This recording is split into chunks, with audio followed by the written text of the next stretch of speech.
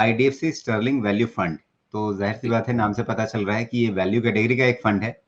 तो value category में आमतौर पर कई बार ये होता है कि वैल्यू अनलॉकिंग की लोग उम्मीद करते हैं, लेकिन वो उम्मीद सालों साल खिसकती रहती है। जब बाजार का मूड आता है किसी थीम को भाव देने का, तब वो भाव मिलता है, नहीं तो फिर सालों साल कोई चीज वो पड़ी रहती है। क्योंकि वैल्यू फंड ऐसे ही शेयरों में या सेक्टर्स में पैसा लगाते हैं जो अभी काफी ठंडे पड़े हुए हों।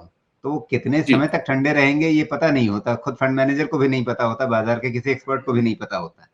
तो जब इस फंड में हम पैसा लगाएं तो क्या क्या ध्यान रखें, और कौन लोग इसमें पैसा लगाएं, कौन लोग इससे मतलब बोले कि भाई ये मेरी कप नहीं है चाय वाली। नहीं, बिल्कुल ठीक कहा आपने। तभी हमने बोला था ना कि ये एक थीमेटिक फंड है। तो आपके पास जो 5 फंड्स होने चाहिए, उसमें पहले तो जो 4 हैं वो तो होने चाहिए large cap, mid cap, flexi cap वगैरह। बट ये जो 5वां फंड है, ये एक जैसे बोलते हैं ना कि एक वैरायटी लाने के लिए आप इसमें कोई इंटरनेशनल इक्विटी भी डाल सकते हैं, इसमें आप एफएमसीजी फंड भी डाल सकते हैं। बट हमने चुना ये वैल्यू कैटेगरी का फंड। जैसे आपने सही बताया कि वैल्यू फंड का मतलब है कि भी ऐसे शेयर्स को ढूंढना जो पहले कभी बहुत चमकते थे, उनकी चमक अभी धीमी पड़ी हुई है किसी वजह से, लेकिन जल्दी ही ये उम्मीद है कि वो वापस जोश के साथ आएंगे और अपनी परफॉर्मेंस दिखा के अपने प्राइस में बढ़ोतरी करेंगे। तो और इस तरीके के काफी ज्यादा शेयर्स मिल जाते हैं। और अगर हम इसी फंड की अगर हम बात करें परफॉर्मेंस की, पहले तो नाम ही इसका ना है स्टर्लिंग वैल्यू है, शुरू से नाम इसका स्टर्लिंग है और परफॉर्मेंस भी इसकी स्टर्लिंग है। और मैं ये बता दूं दर्शकों को कि मैंने खुद भी अपनी इसमें एक सिप स्टार्ट करी थी 7-8 साल पहले, अभी भी चल रही है और मुझे बहुत ही अच्छा उसका परिणाम भी मिले हैं। और इसकी अगर हम रिटर्न देखें तो 10 सालों की रिटर्न जो है राजीव जी, वो 15.93% की 16% तकरीबन रिटर्न दी है। आप कहते हैं कि वैल्यू फंड से रिटर्न नहीं निकलती है, आपके सामने ये फंड है, आप उसको उठा के देख लीजिए। 10 साल तक अगर 16% की रिटर्न दी है, ऑलमोस्ट इक्वल टू जो आपके large cap mid cap funds हैं, तो इससे ज्यादा बेहतरीन आपके सामने क्या उदाहरण हो सकता है। उसके अलावा 5 साल में भी 11.5% दी है, 3 साल में तो सभी की रिटर्न अच्छी है, हमने पहले भी बताया।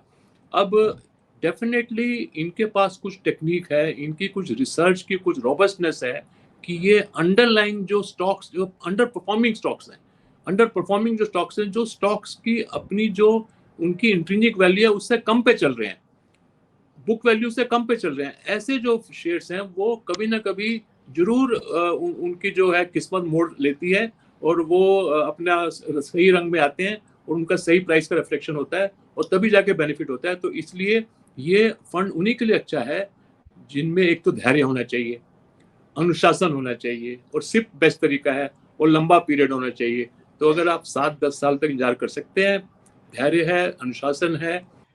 जो बात आपने कही धैर्य की ना, तो वैसे तो वो मतलब निवेश में कहीं भी आप पैसा लगाएं आपको धैर्य की जरूरत पड़ती है, अनुशासन की जरूरत पड़ती है। लेकिन ये वैल्यू फंड कैटेगरी जो है, ये खास करके निवेशकों के धैर्य की परीक्षा लेती है।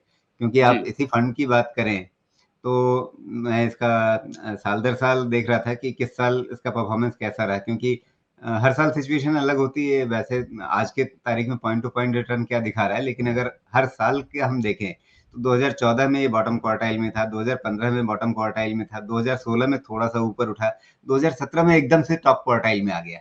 मतलब जो आप 3 साल की तपस्या कर रहे थे उसका फल जो है वो सीधे 2017 में जाके मिला। 2018 में फिर बैठ गया, 2019 बैठा रहा, 2020 में संभलना शुरू हुआ, 2021 टॉप क्वार्टाइल में रहा, इस साल भी ठीक ठाक चल रहा है। तो वही बात है कि ये धैर्य की परीक्षा लेता रहता है। तो इस पर बिल्कुल ठीक बोला आपने। देखिए, ये इस तरीके से अगर हम इसकी डिफरेंट टाइम जोन्स में जाके कि कितना कितना रिटर्न कब ने दिया था, अगर उसको लेके हम डिसीजन करेंगे तो मुश्किल हो जाएगी। हमें क्या देखना है, एक लंबे पीरियड की इसकी कंसिस्टेंसी देखनी है। मैंने आपको बता ही दिया कि आप इसका 10 साल का रिटर्न तो वो झूठ नहीं बोलेगा ना। अगर किसी ने 10 साल पहले इन्वेस्ट किया था या सिप कर रहा है और उसको अगर 16%, 15.93% की रिटर्न आई है, फिर तो कोई भी अब इसमें किसी भी किस्म की कमी निकाल नहीं सकते हैं, राइट। और वो हमने पहले ही बोल दिया कि एक लंबा पीरियड होना चाहिए, तो 10 साल का एक अच्छा खासा लंबा पीरियड है, तो उसको चलते। और ये एक डाइवर्सिफिकेशन है, ये एक स्पेशल कैटेगरी है। इन शेयर्स की तरफ लोगों का ज्यादा ध्यान नहीं जाता है क्योंकि ये शेयर्स ठंडे पड़े हुए होते हैं। तो ये एक वैल्यू स्टाइल ऑफ इन्वेस्टिंग जो है, ये ग्लोबली एक माना हुआ तरीका है वेल्थ क्रिएट करने का लॉन्ग टर्म में, प्रोवाइडेड कि वही जैसे पहले भी बोला हमने कि पेशेंस होनी चाहिए और एक आंख होनी चाहिए ऐसे शेयर्स को ढूंढने की और उसमें लगा के और बैठे रहने की। नहीं, बिल्कुल आपने बढ़िया फंड बताया है। मैं सिर्फ इस बात की ओर ध्यान दिला रहा था कि इसमें पैसा लगाएं तो ये ध्यान रखें कि आपको कई साल तक मतलब एकदम बैठे रहना पड़ेगा चुपचाप बिल्कुल इंतजार में, और फिर अचानक से उसका फल मिलेगा आपको, अचानक से उसका जो आपने 3-4 साल इंतजार किया है उसका नतीजा मिलेगा।